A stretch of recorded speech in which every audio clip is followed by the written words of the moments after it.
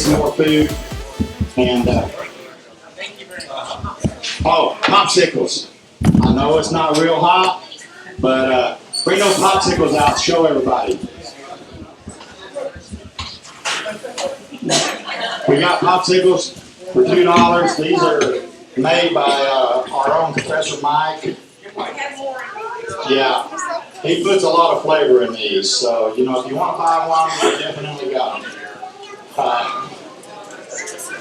So with that being said, I'm going to turn it over to Paul and let him run with it. So let's give a big warm welcome, even though he's from Alabama.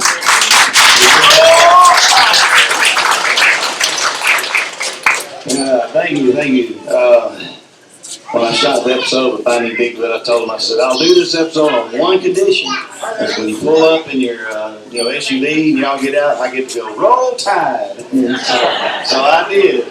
I try not to be obnoxious. I mean, we are, several time national champions. But I love this. It's one of the things it's a passion. Let me tell you a little bit about myself and how I got all into Bigfoot. Because, it was nothing I sat and studied about. Even though I do remember as a small child, 9, 10 years old, 1976, going to the local theater.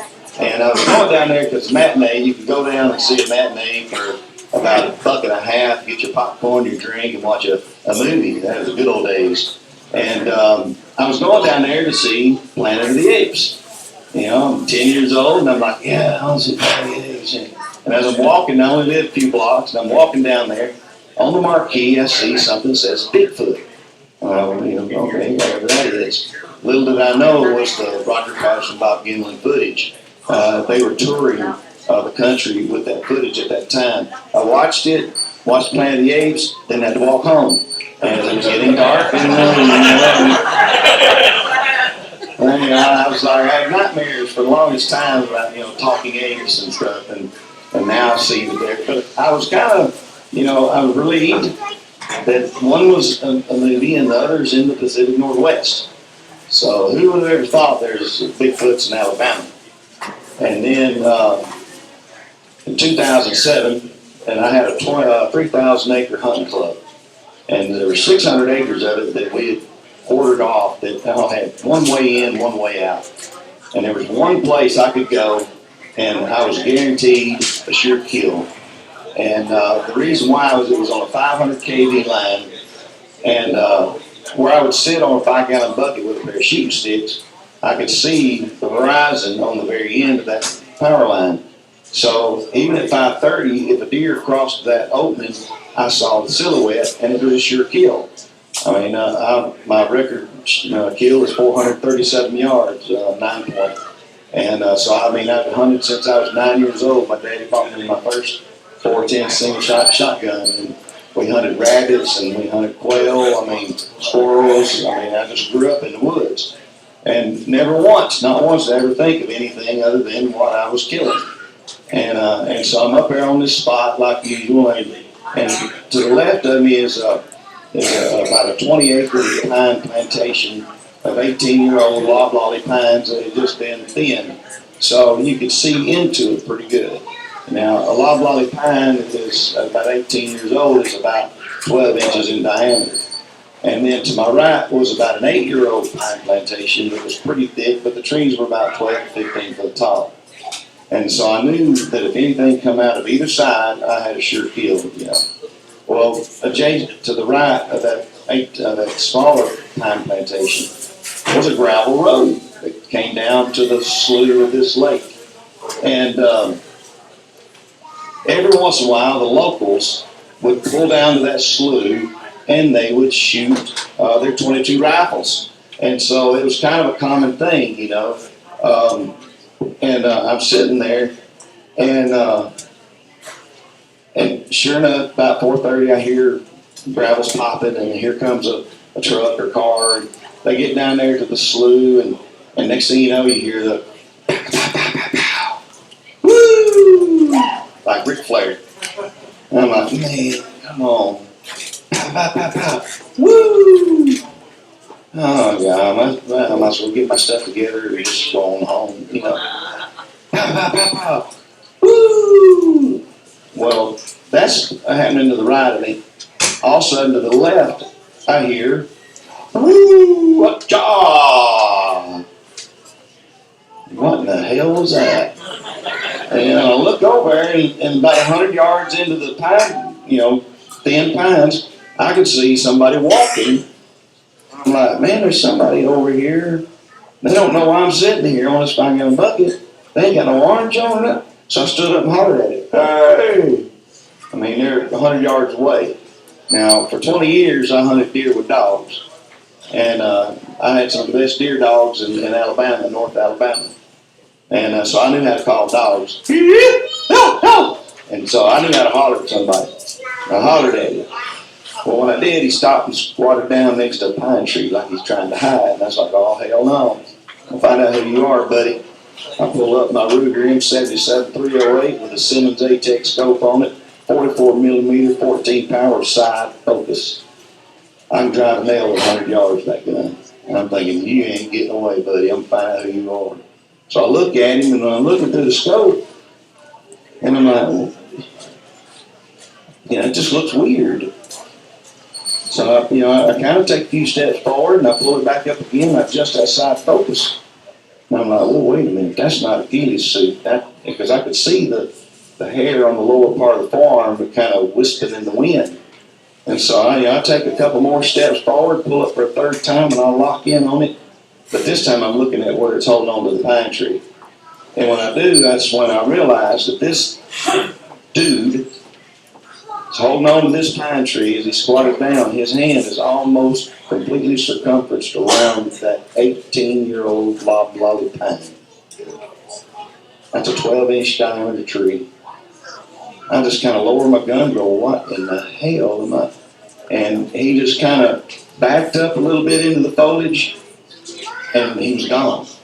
Well, I get mad and get my stuff together and put it in my vehicle, and I go home, call the president of the hunting club, even though I was one of the members, and helped establish it, and been there since, like I said, 25 years.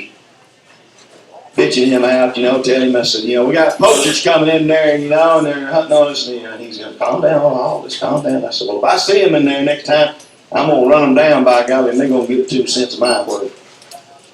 2 weeks later, I go, it's the last week of season. I need one more deer for the freezer. So I'm sitting there in that spot, and I'm sitting on my 5-gallon bucket with these dicks. And right about 5 o'clock, all of a sudden, to my right, I see something large and black like on all fours. And I thought, oh, dude, it's a bear. Hot dog, I'm going to shoot me a bear. Well, it got to the edge of the green field, it stood up. And even then, I was more, give me a bear. And it took about 3 strides across to the power line. And dummy me never did put 2 and 2 together. I'm an electrician by trade, and I used to be a lineman. And I used to build those towers, 5 kV towers. And the right-of-way is about 150, 175 feet. The center is about 60 feet. Well, this thing in about 3 strides got to the tower, went back down on all fours. Again, I said, oh, dog, that's a bear. I'm fixing to kill me a bear. As soon as it gets on the other side of that tower, I'm going to lay him down. I carry a 8mm Sony Handycam, and I had on tripod, and sometimes I would record my hunts. And I thought, when he gets over, I'm going to turn this camera on, I'm going to kill him. I'm going to have me a bear.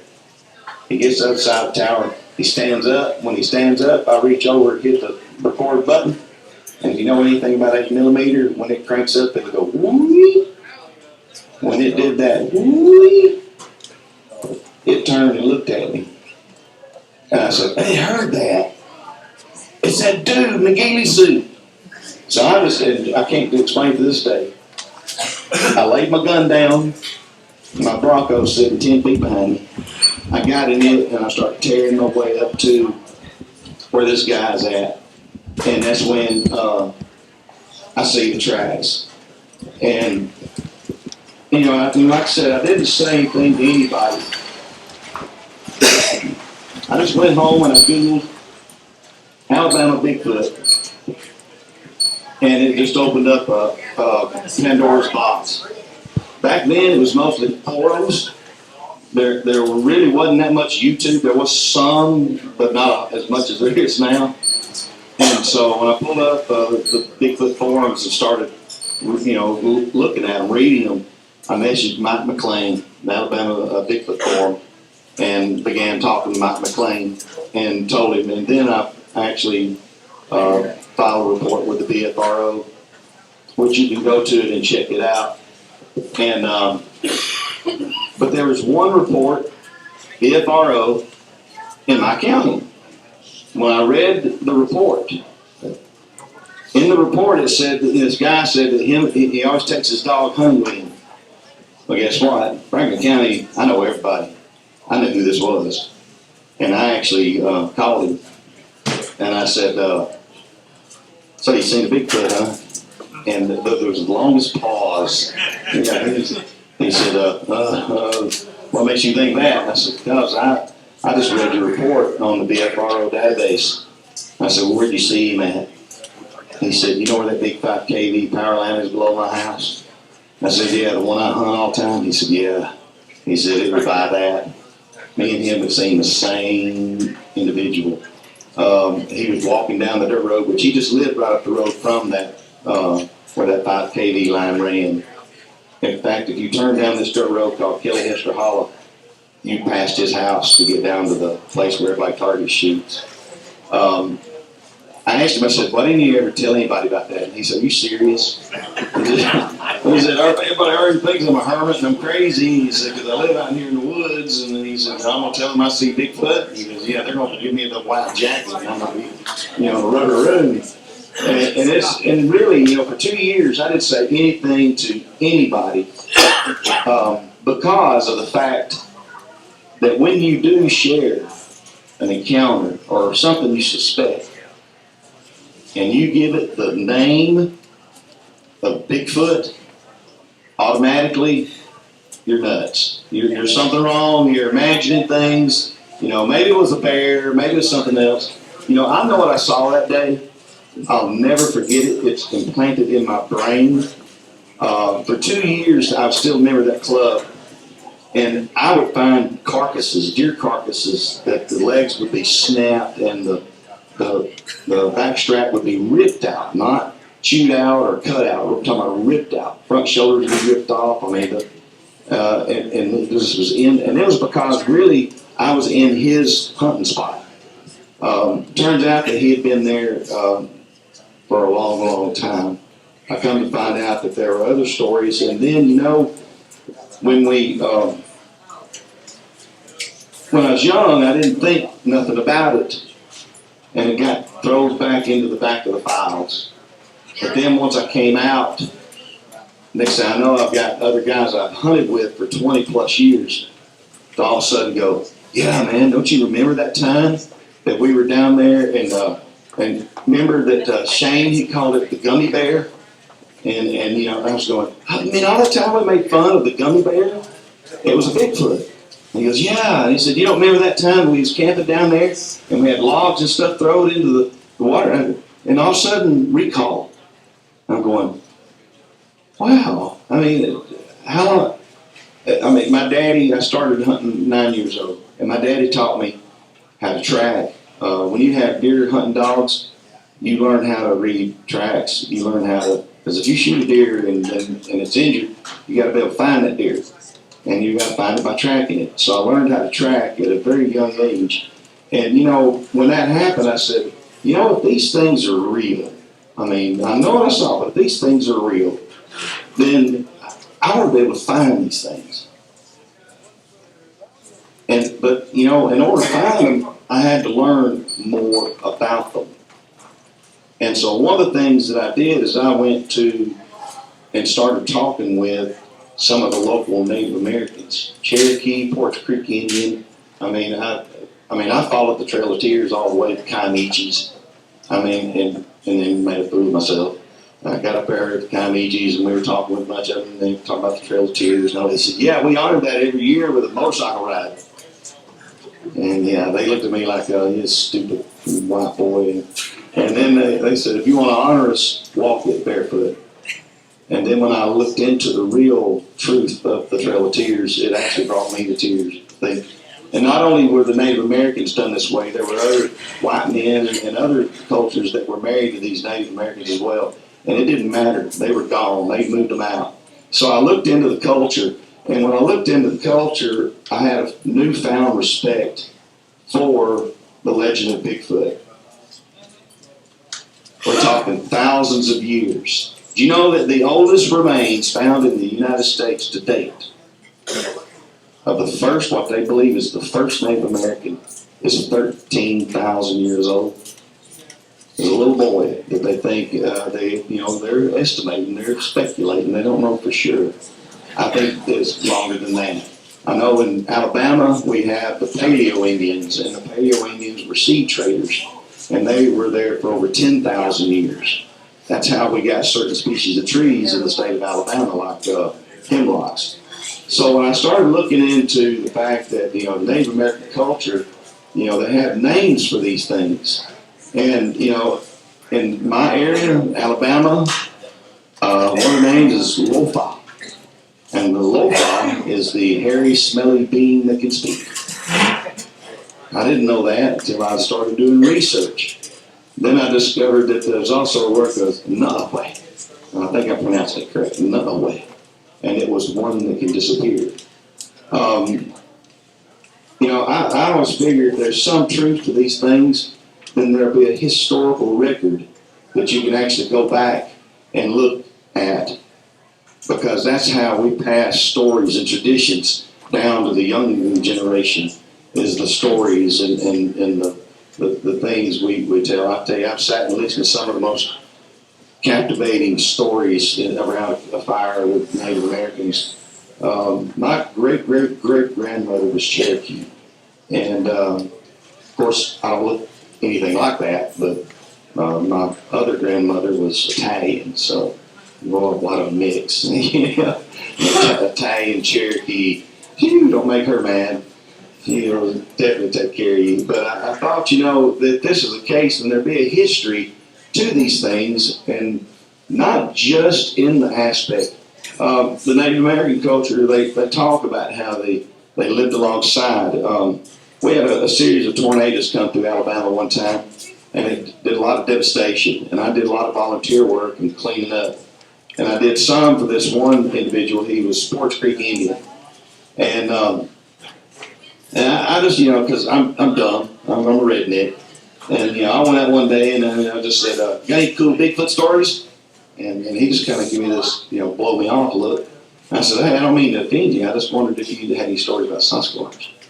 And he says, let me tell you what my fathers told. So my fathers said that when they first came to this country, this land, that they discovered there was a tribe of people already here. And this tribe was much larger and a lot more fierce than my father's people. They also discovered that they were competing for a lot of the same food sources.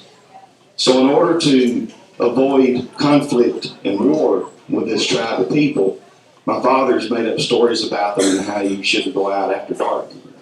And he said, and we lived in harmony along with this tribe for a long time till you came along. And he literally pointed at me. So you came along. He said, take the red man off his land, you kill a buffalo for sport. Take the black man, you put him in chains and make him your slave. He said, worse than that is you kill more with each other without remorse. He said, you're a dangerous creature. Sasquatch wants nothing to do with you. Like, okay, you want those trees moved over to there? I'll cut your grass, I'm sorry. I never felt so bad being, I was like, oh, I could play handball on the belly of a pregnant mouse after that. But, something else I looked into was like the Native American masks.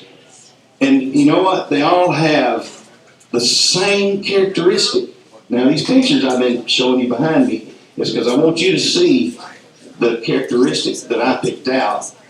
Notice the mouth. You know why the mouth is done that way? They whistle. The Bukwas, they whistle. The boss of the mountain, they whistle. That's something that's characteristic. If you see that rounded mouth like that, they whistle. That's the only way they knew how to make the mask to resemble or look like it was whistling. That's the Iroquois. You know, the Iroquois called them stone giants because they would most time be covered in mud, and that mud would harden, and it made their outer shell or skin look like it was stone. And the Iroquois was a fierce tribe of Native Americans. They eradicated other particular tribes. They sure did. I mean, but I found it very interesting how, like the pronounced brow ridge, you see that's common. And in a lot of photographs that I have, show that common characteristic of these things. And then I thought, well, there's got to be more than just the Native American aspect of it. And then I found out that the Vikings came to this new world, and one of those Vikings is Leif Erikson.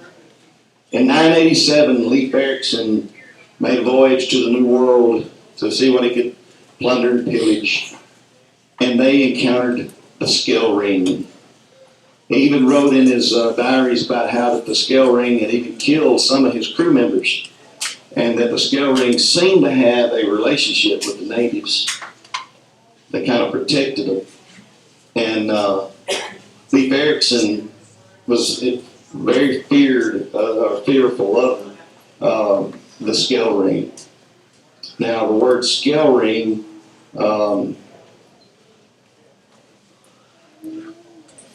it means loud with a kind of offensive odor while then. And I found that very interesting too, that every time I start looking into the background and legends, they never refer to him as an animal. They don't say Bigfoot. It's always woods people.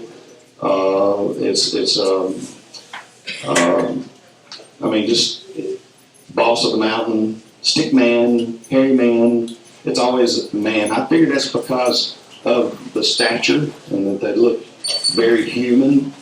When I first got started in the research, my thought process was screaming monkey, dumb ape, something that was, like I said, I've been hunting since I was 9 years old. If it's an animal, I can get this picture. I can do a lot. I mean, I used to hunt coyotes for bounty, and I know how to draw a predator in and actually get him if need be. I used to kill him. Actually, Bigfoot came back in the 1950s. You had Jerry Cruz, and a reporter came up there because of the tracks they were finding around his equipment and stuff, and the reporter went, "Wow, that sure is a Bigfoot." So guess what? It was coined the phrase. That's how it came to be. I started looking also into all the different names that the people have, for Bigfoot. I didn't know that determined me about him. Great guy.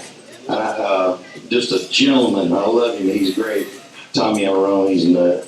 But, this picture, when I was talking about Gillen, I said, look at that picture. You think that's, way off, 100 yards or so. No, it's not but like maybe 30. 60, 70 feet. And I sat down with Bob when we were sipping on some Alabama moon pie. Or some people call it apple pie. I call it moon pie because your eyes will get big after you drink it. And we were talking about it, and I said, "You was pretty close to that thing, wasn't you, Bob?" And he said, "Yep, I sure was." And I said, "We're not talking about 100 yards or so." And he goes, "No." And he said, "I could see everything moving, even her boobs." And I thought to myself, who in the world would have thought to make a costume that looks like a female? At that time and period, there's no way. This was also during the time that, like I said, Planet of the Apes and stuff was going on.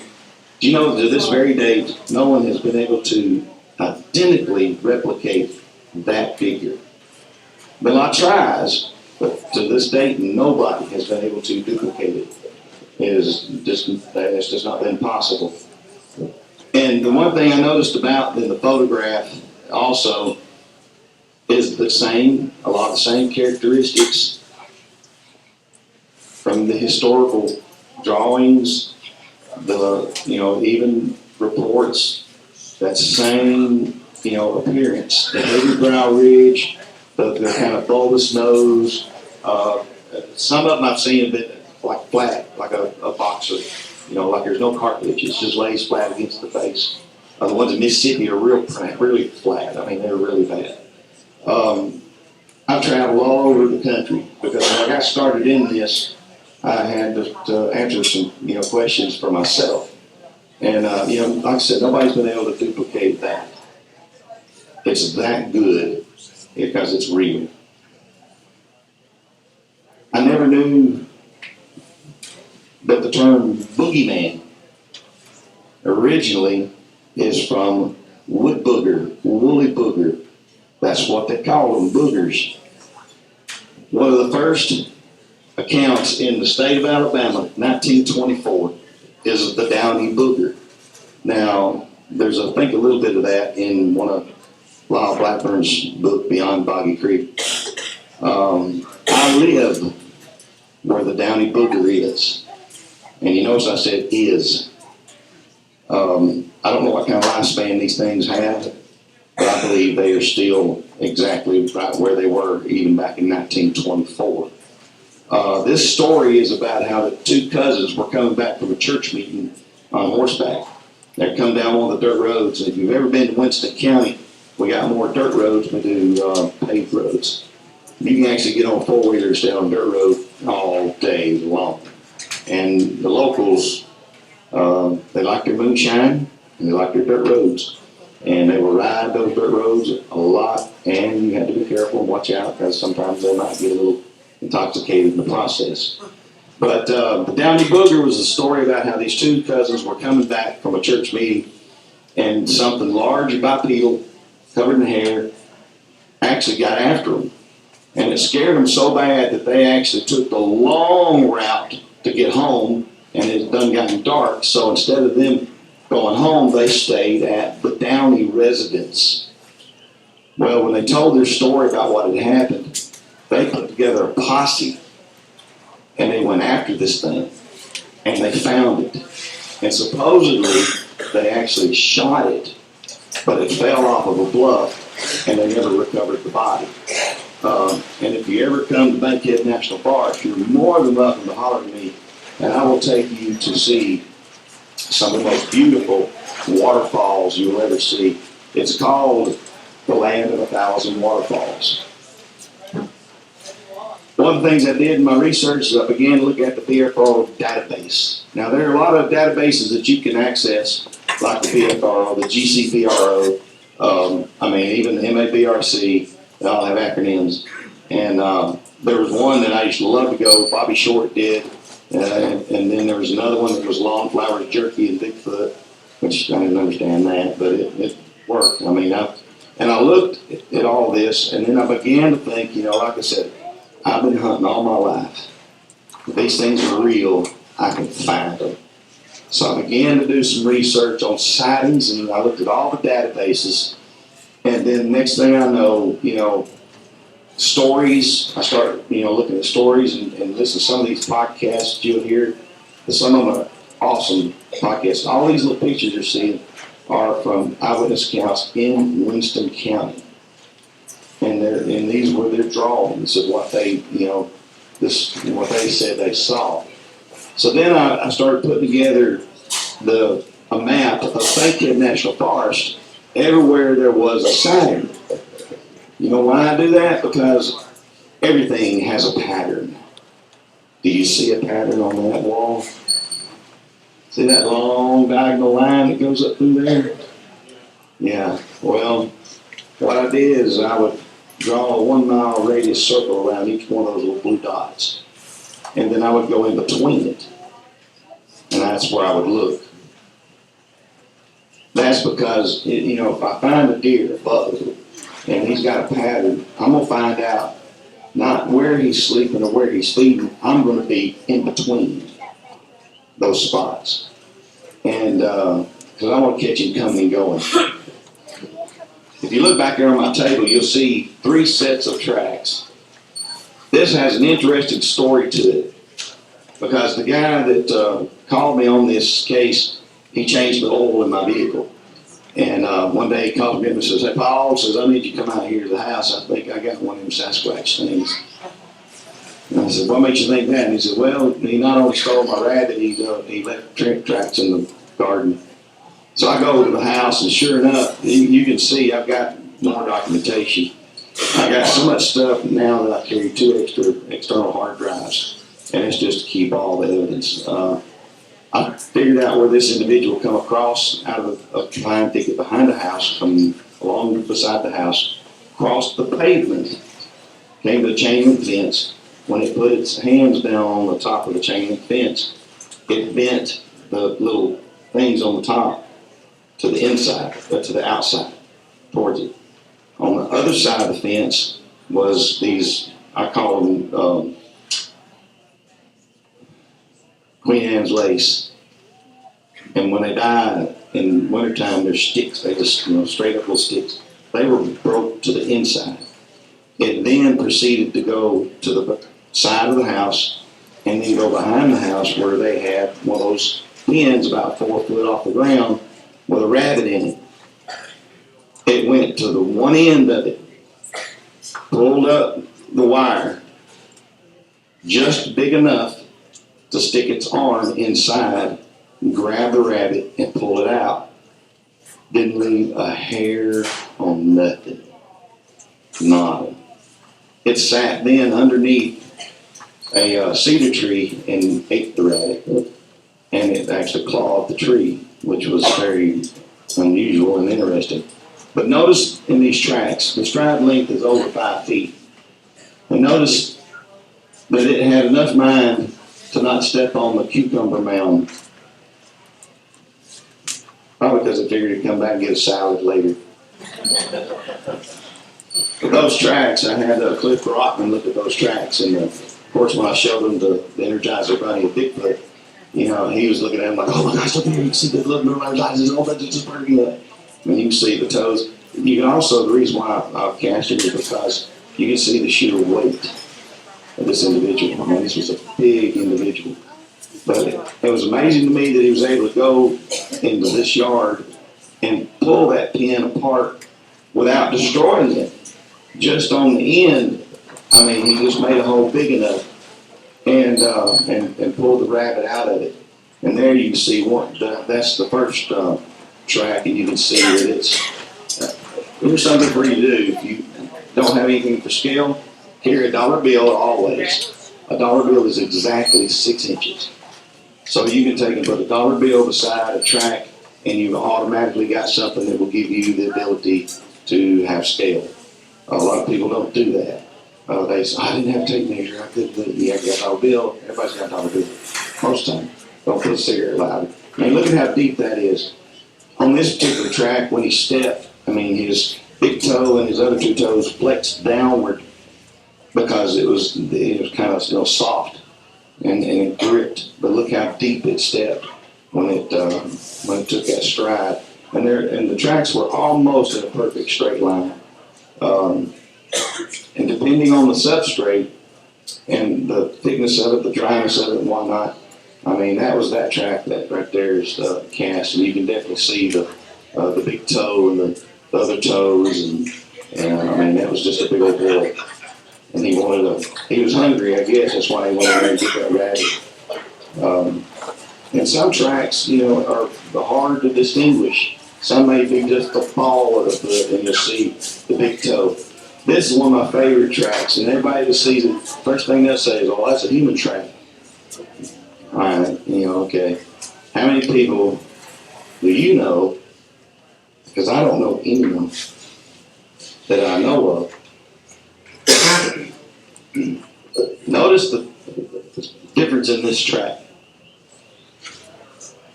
The one thing Meldrum told me one time was, he said, "I wish I'd never coined the phrase mid-tarsal break, because it's not a mid-tarsal break, it's a mid-tarsal flexion."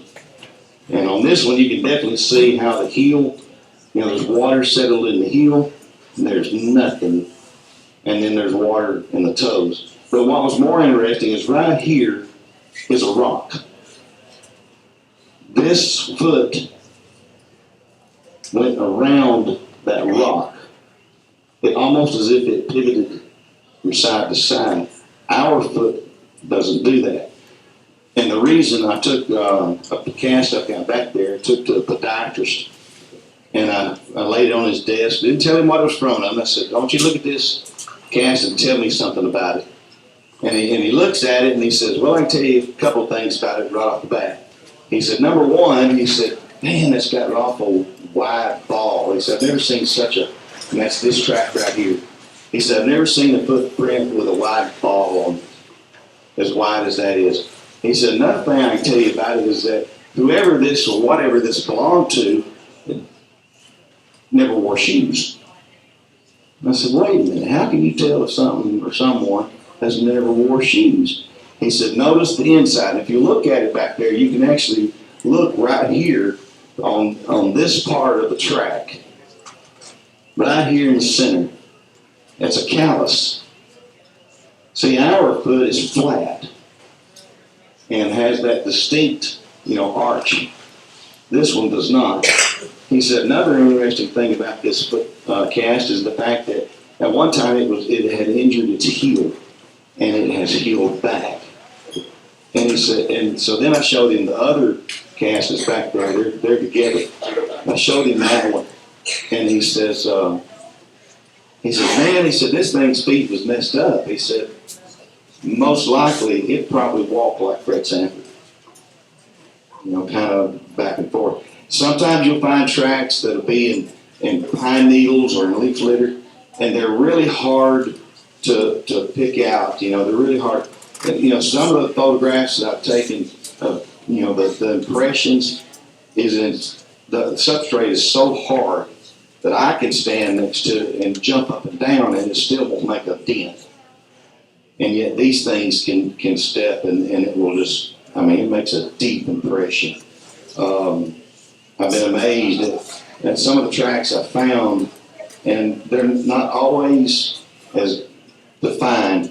This one here actually came from Salt Fork State Park because I went up there and stayed a couple of weeks, and I had actually found this on one of the Esquilin trails. And you know why they like Esquilin trails? Because they can smell like a horse and you won't know they're there. They'll take horse dung and rub it on them so they don't alert you. Also from Salt Fork State Park, this was the most unusual trackway I think I've ever found. This was on the public beach. And I went down to the public beach and I told them, I said, "Man, they got something down here, I don't know what it is, but this trackway is about a straight line. It goes all the way to the water. The stride length was 5 foot.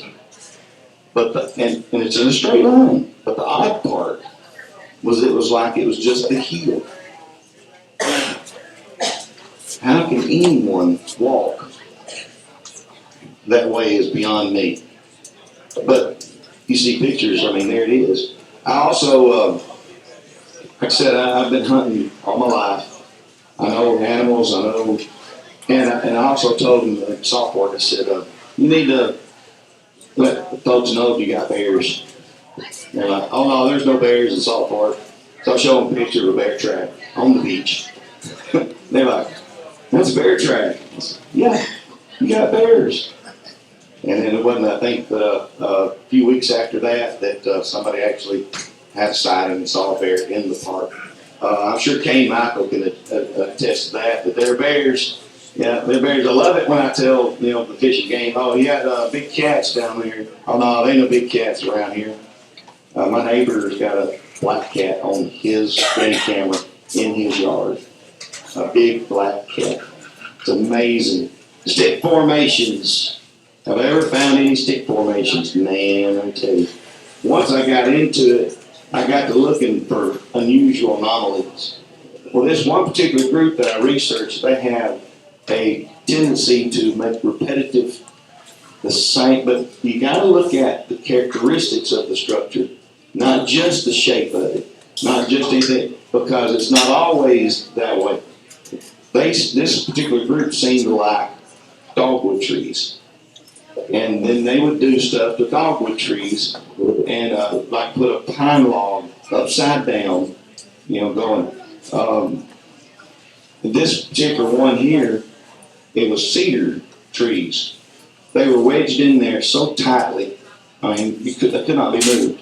The interesting part about that formation was the fact that you could put a compass on it and it was perfect, north, south, east, and west. Perfect.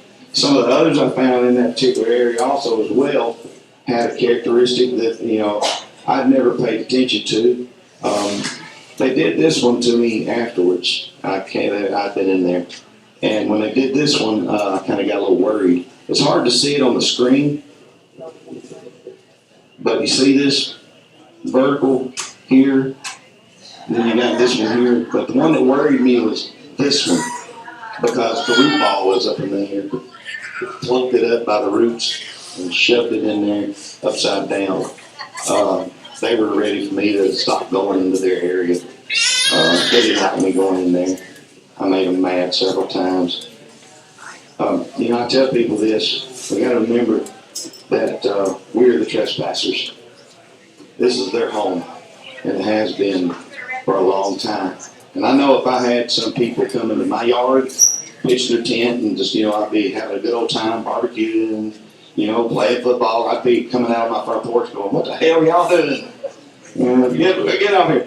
This particular marker was 15 feet tall. It's hard to see on the screen with the glare. But when I found this marker, and again, there's that center, and then you got the two arms that come this way. That is a common pattern that I've come across numerous times in different states. I don't know what it means or what significance. Again, here you see one. This one's in Mississippi. And again, we have, and this, I was telling somebody this earlier, if you find a which, something you think might be, take the time to walk all the way around it, get about 20 feet away from it, and walk all the way around it. Have you ever seen that artwork where people will do that if you look straight at it, there's nothing, but if you get to a certain angle, all of a sudden it makes a, that's what they do. If you move around this particular one, then all of a sudden this tree lines up with this X in the center. That's in the state of Mississippi versus Alabama. Too much coincidence, in my opinion. Have I found, this one here was again unusual because of the logs, and this is in a preserve. I pretty much be confident to say any national forest, park, or game preserve, they're set aside because the government knows these things are there, and they really just don't know what to do with them. So they kind of make that, hey, this is, protected land. You can't really do this and that. And some of them don't, I can't make out any real patterns, but some of them, it's obvious. Again, here's this group that likes dogwood trees. And every dogwood tree would have this log. But then again, if you take and you get in the right position, there's the X marker. If you see a common similarity there, to me that's not coincidence. It's just natural fall, the log fell and it just, okay, then I started finding these horizontal logs. Okay, what's the big deal about a horizontal log? Well, not really much. Other than it's just kind of unique. Some of the other, that's my favorite. This is a 20-foot. Now this is in Waterloo National Preserve. This is a hickory tree. To this wide is 15 feet. This log is pine. The bark's been stripped off it. There's not a limb on it nowhere. It's 20 foot long. The other end of it, 20-foot long log, is supported by a little fork and a sapling. Now there's just no way, I'm sorry, You tell me how in the world that the wind put this log up in that tree and wedge it in there to the point, I mean, you put a level on it and it's just about perfect. Again, here we see another similar pattern. This is intelligence. This is not some just animal that's wandering around. I mean, some of the stuff that I found, I mean, I really struggled with. I mean, even in Ohio, I mean, you'll see still a similar pattern, similar, and again, it's the center, and there it is, and if you walk around that till you get to a certain part, then all of a sudden it matches up, the design matches up. That's not just a mindless, animal wandering around out in the woods, the teepees, I mean, I found the teepee structures. Don't know what they are. This is what I call a day bed. This tree was broke over 15 feet up. It then falls down to a poplar. All these other trees have been bowed underneath it. And you say, oh, well, the storm could have done that, broke the tree, blew it over, and when it blew over, it took all the smaller trees with it, and it just kind of made that. Yeah, it's possible. It's possible. I don't automatically call everything I see Bigfoot, but it is unique that is the only one in the entire forest. I mean, there's not another one anywhere. I figured there'd be 2 or 3 maybe here and there or whatever, And then the bough where the young sleeps, there's the poplar, you can see it vertically, and then you see the bough. And the interesting thing about the bough was, the storm weaved it around that poplar tree. Yeah, the storm took, this branch and weaved it around that tree. It took this one, weaved it around and made, okay. Yeah. 10 minutes, oh God. Man, when he told me how long I had, I said, oh man, this is going to be bad. Because I'm going to have to condense. There you can see the day bed. The adult sits underneath, and while the young sleeps right there in the top. Just a day bed. Let me share with you some clips, some audio clips. I think you'll enjoy these. I only got a few that I'm going to be able to share with you.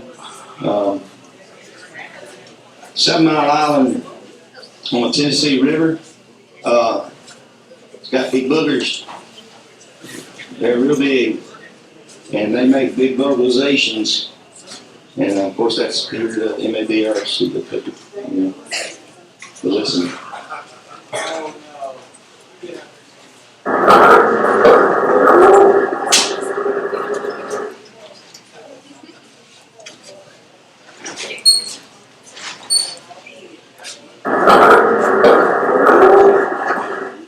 Hear the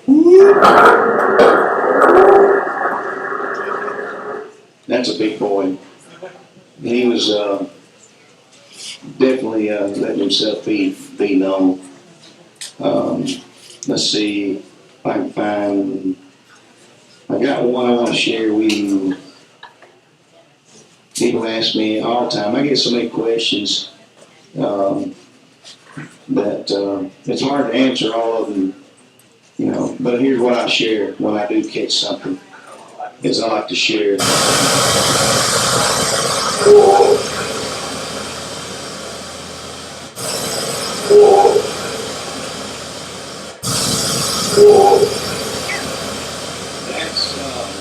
That's in a limestone quarry where I had placed an audio recorder. Because people that would go there and go swimming kept talking about seeing these people up on top watching them as they swam. So I put this recorder in the quarry, and it was silent, and then all of a sudden you hear that word, that kind of whoa, chuck. I think it's an expression, kind of like, oh no, because it came up on the. Now I may be wrong, but that's just what I believe that to be. I've got so many audio clips. It is tough.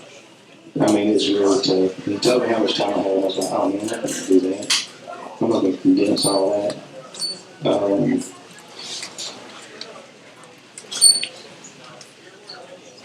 you know, and sometimes.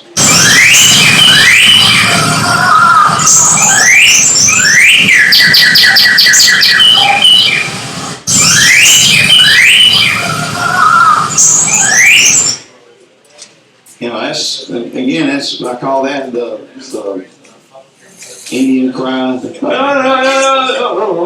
mean, I've actually heard that in one of the areas, kind of like a war cry. And then there's, like I said, there's so much more I could share with you. But unfortunately, I have to let other people. I appreciate you. If you ever get a chance, go on Animal Planet Finding Bigfoot.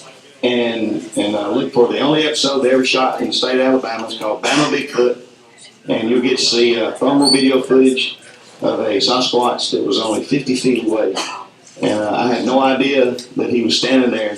And I happened to turn on the camera, and I looked out the monitor. I'm panning across the green field past the tents, and then I just happened to go to the woods, and I looked out the monitor and go, "Well, who's that?"